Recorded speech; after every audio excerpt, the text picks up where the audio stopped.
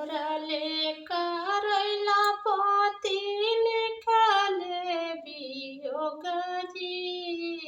পুরি কামাই পিয়া हमारा के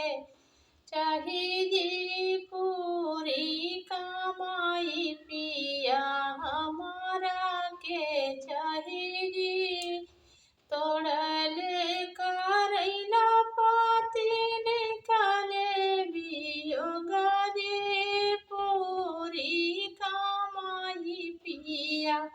हमारा के चाहिए पूरी कमाई पिया हमारा के चाहिए पूरी कमाई धना तोहाई के देवै रे अपने नाई हरा धना कबहु नी जायो रे अपने नाई हरा धना कबहु नी जायो रे